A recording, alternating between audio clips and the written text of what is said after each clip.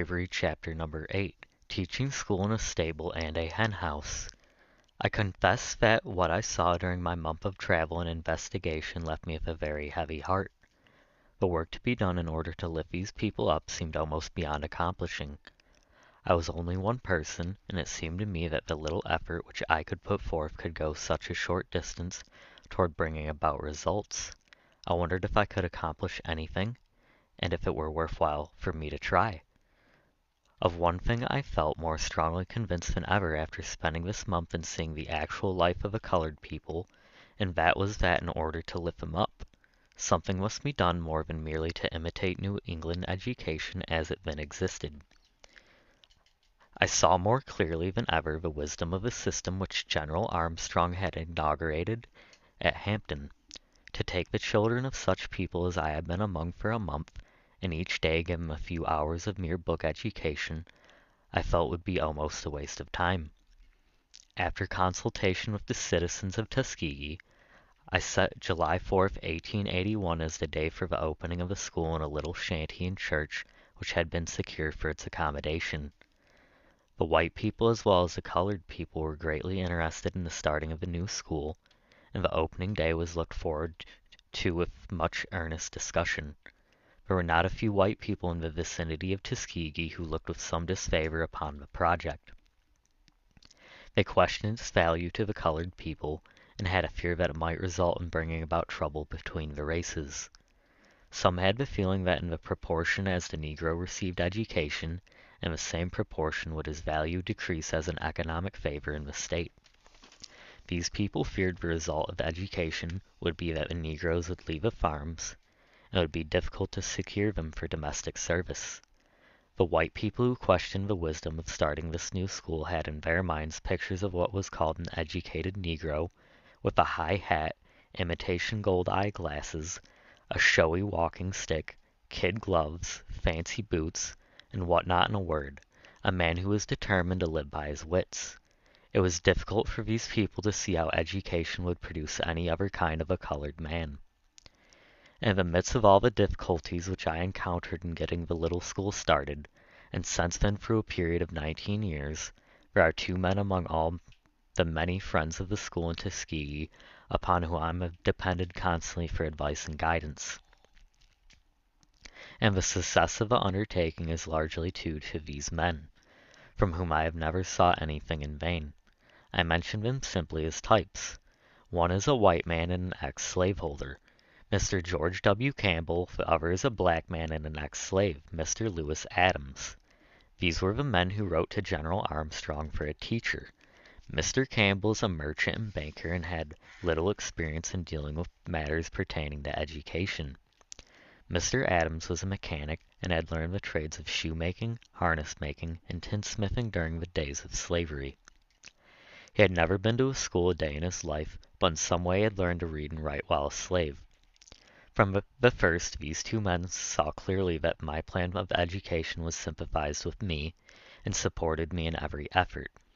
In the days which were darkest financially for the school, Mr. Campbell, who was never appealed to when he was not willing to extend all the aid in his power, I do not know two men, one an ex-slaveholder, one an ex-slave, whose advice and judgment I would feel more like following in everything which concerns the life and development of the school at Tuskegee than those of the two men. I always felt that Mr. Adams in a large degree derived his unusual power of mind from the training given his hand in the process of mastering well 3 trades during the days of slavery. If one goes today into any Southern town and asks for the leading and most reliable colored man in the community, I believe that in the 5 cases out of 10 he will be directed to a Negro who learned a trade during the days of slavery. On the morning that the school opened, 30 students were reported for admission. I was the only teacher. The students were about equally divided between the sexes. Most of them lived in Macon County, the county in which Tuskegee is situated, and of which is the county seat. A great many more students wanted to enter the school, but it had been decided to receive only those who were about 15 years of age, and who had previously received some education. The greater part of the 30 were public school teachers, and some of them were nearly 40 years of age. With the teachers came some of her former pupils, and when they were examined it was amusing to note that in several cases the pupil entered a higher class than did his former teacher. It was also interesting to note how many big books some of them had studied, and how many high-sounding subjects some of them claimed to have mastered. The bigger the book, and the longer the name of the subject, the prouder they felt of their accomplishment. Some had studied Latin, and one or two Greek. This they thought entitled them to special distinction. In fact, one of the saddest things I saw during the month of travel which I described was a young man who had attended some high school sitting down in a one-room cabin, with grease on his clothing, filth all around him, and weeds in the yard and garden, engaged in studying a French grammar. The students who came first seemed to be fond of memorizing long and complicated rules in grammar and mathematics, but had little thought or knowledge of applying these rules to their everyday affairs of their life. One subject which they linked to talk about and tell me that they had mastered in arithmetic was banking and discount, but I soon found out that neither they nor almost anyone in their neighborhood in which they had lived had ever had a bank account. In registering the names of the students, I found that almost every one of them had one or more middle initials. When I asked what the J stood for in the name of John J. Jones, it was explained to me that this was the part of his entitles. Most of the students wanted to get an education because they thought it would enable them to earn more money as school teachers.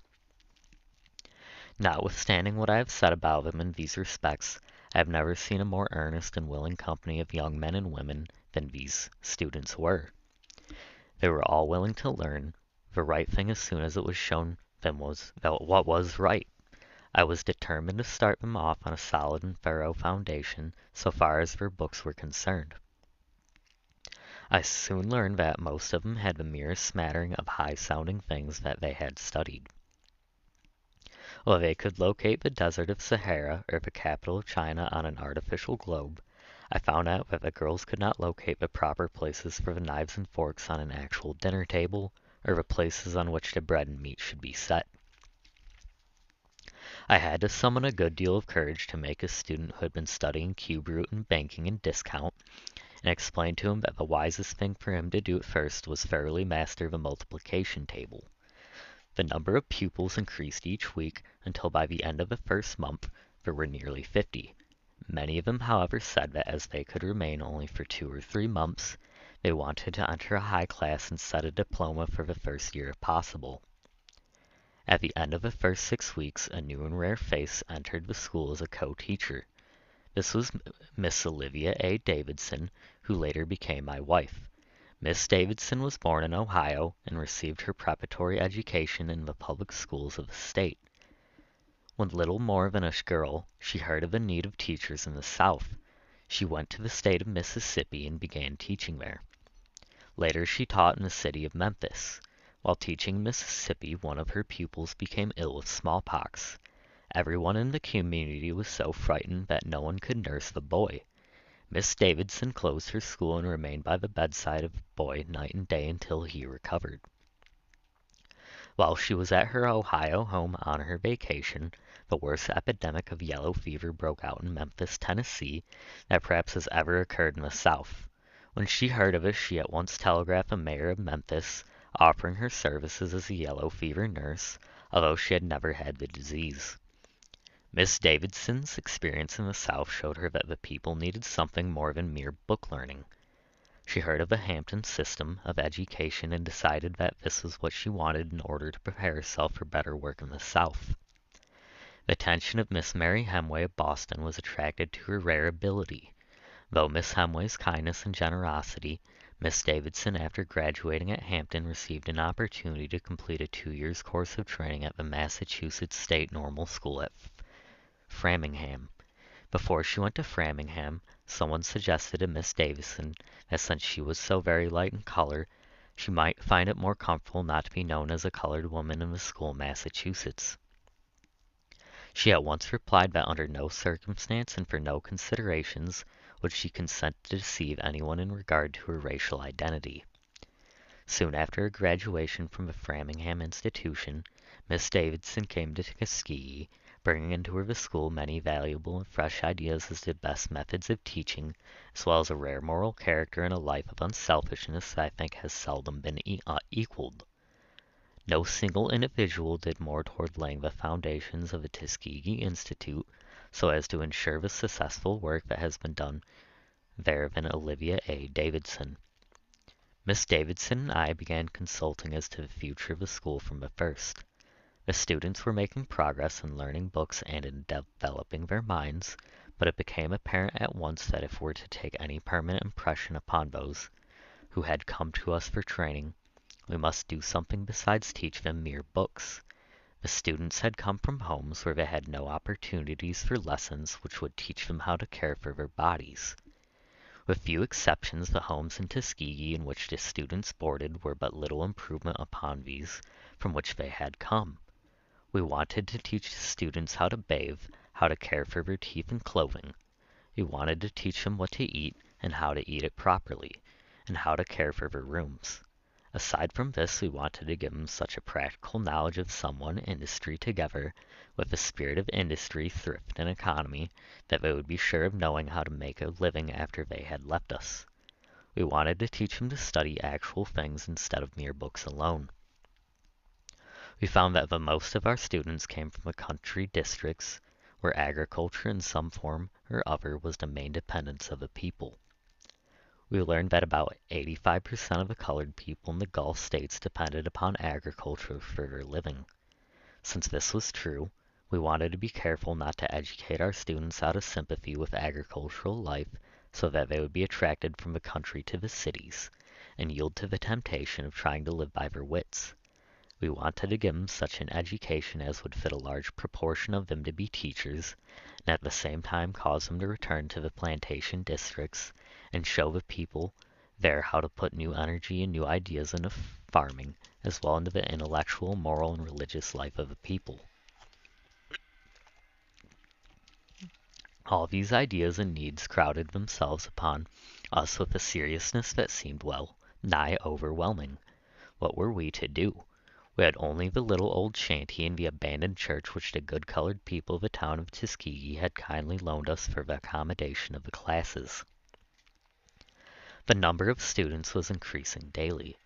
The more we saw of them, and the more we traveled through the country districts, the more we saw that our efforts were reaching to only a partial degree the actual needs of the people whom we wanted to lift up through the medium of the students whom we should educate and send out as leaders. The more we talked with the students who were then coming to us from several parts of the state, the more we found that the chief ambition among the large proportion of them was to get an education so that they would not have to work any longer with their hands.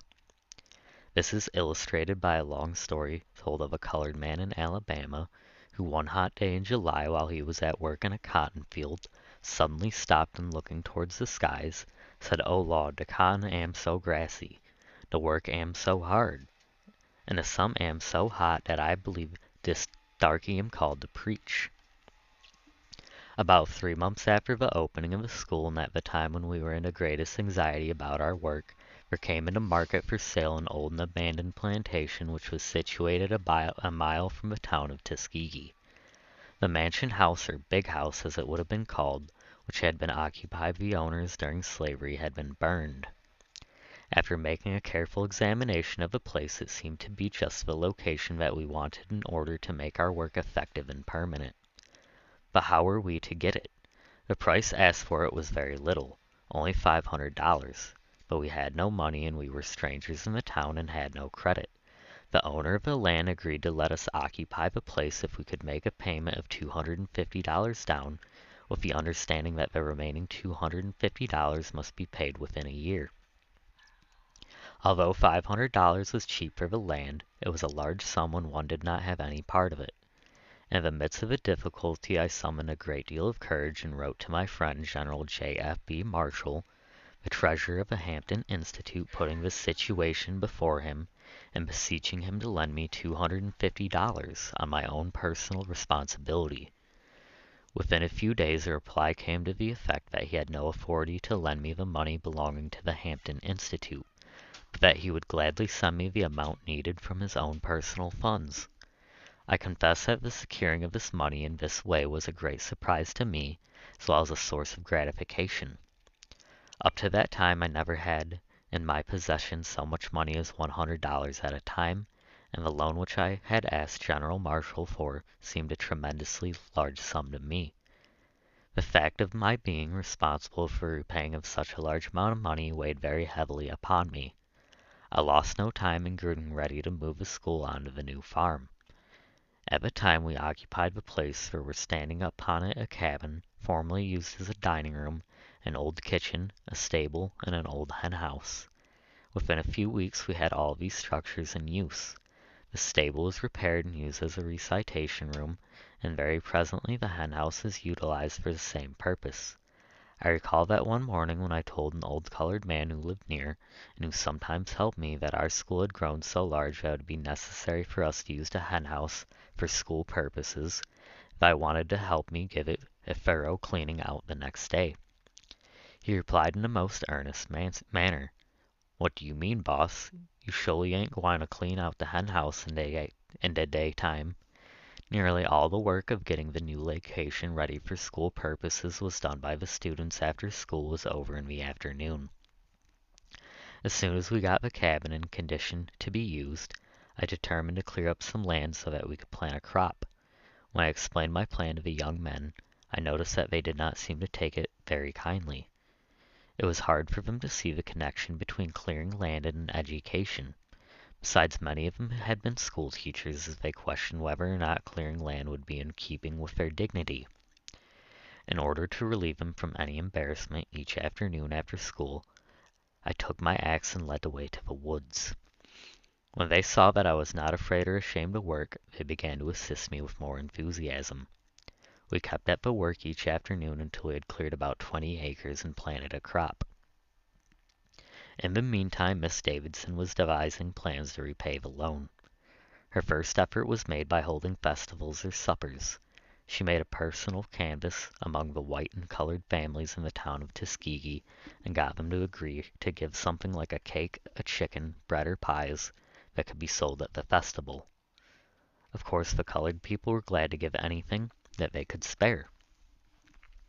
But I want to add that Miss Davidson did not apply to a single white family, so far as I now remember, that failed to donate something. In many ways, the white families showed their interest in the school. Several of these festivals were held, and quite a little sum of money was raised. A canvass was also made among the people of both races for direct gifts of money, and most of those applied to gave small sums. It was often pathetic to note the gift of the older colored people, most of whom had spent their best days in slavery. Sometimes they would give 5 cents, sometimes 25 cents. Sometimes the contribution was a quilt or a quantity of sugar cane. I recall one old colored woman who was about 70 years of age who came to see me when we were raising money to pay for the farm. She hobbled into the room where I was leaning on a cane. She had clad in rags, but they were clean.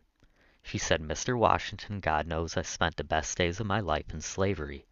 God knows I was ignorant and poor, but," she added, "I know what you and Miss Davison is trying to do. I know you is trying to make better men and better women for the colored race. I ain't got no money, but I wants to take these 6 eggs, what I been saving up, and I wants you to put these 6 eggs in the education of these boys and gals. Since the work at Tuskegee started, it had been my privilege to receive many gifts for the benefits of the institution, but never any, I think, that touched me so deeply as this one."